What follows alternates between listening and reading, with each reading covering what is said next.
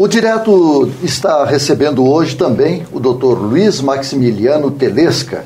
Ele é o presidente do Instituto de Popularização do Direito, o IPOD. Popularizar o direito, doutor?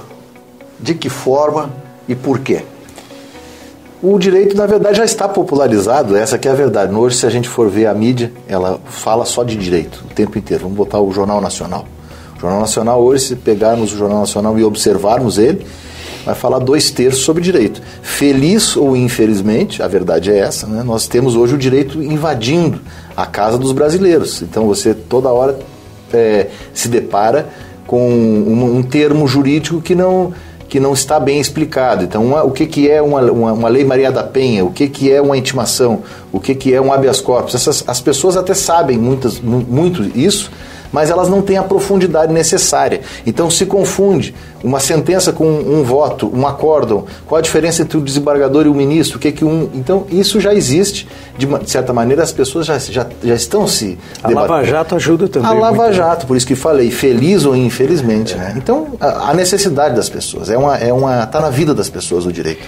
Agora, doutor Max, qual é o objetivo é popularizar um pouco mais essas questões de direito, expressões de direito que não chegam muito à população. Mas qual é a população que vocês querem atingir?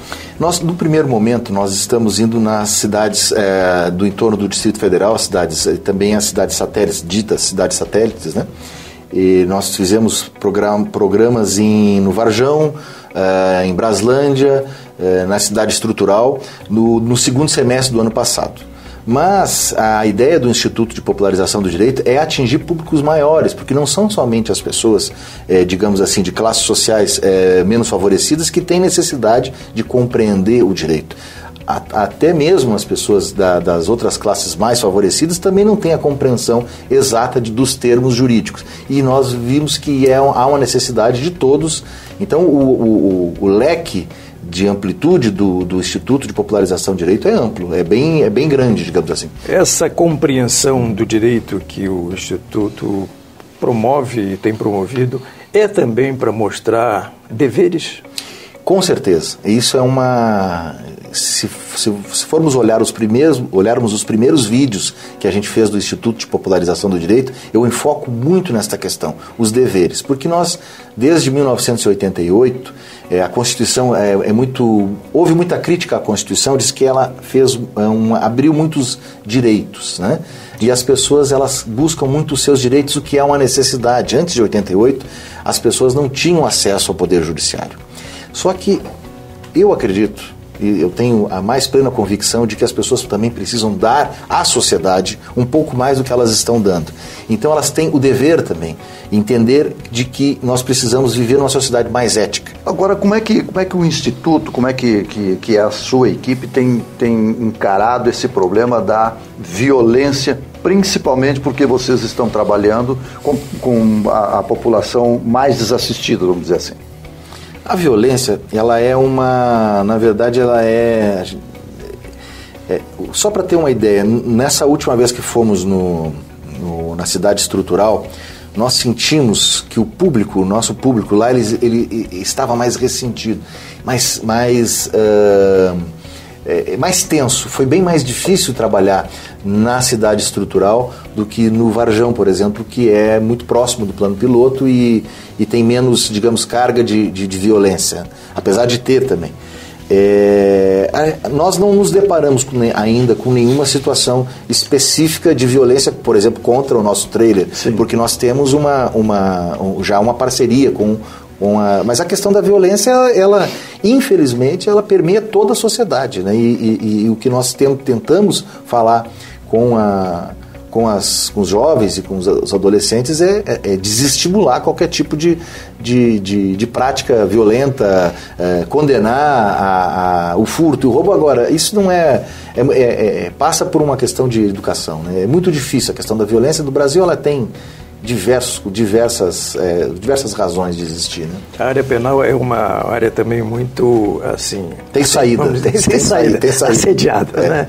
Eles tratam muito essa questão de pena de morte, de falar por que o Brasil não tem pena de morte? Nessa última que fizemos na cidade estrutural, esse assunto foi muito debatido. E eu disse para eles, o Brasil tem pena de morte, vocês sabiam?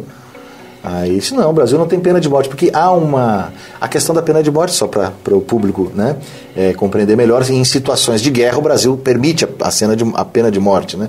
Em situações se o Brasil estiver em guerra há a possibilidade, mas isso é só uma curiosidade que se encontra na nossa Constituição. Boa colocação. Em relação à intervenção, você sabe que esse enfrentamento, né, dos militares nessa intervenção federal no Rio de Janeiro, eles têm uma discussão sobre isso daí, eles podem atirar em função de ter um tiroteio contra eles? Existe uma discussão importante sobre isso. Existe uma discussão importante, é um tema bastante polêmico, de qual seria, estando num estado de intervenção, quais seriam as prerrogativas, né, desses militares que lá se encontram, né? Então isso é uma questão bastante sensível que tem sido tratada na presidência da República. Há correntes que entendem que o poder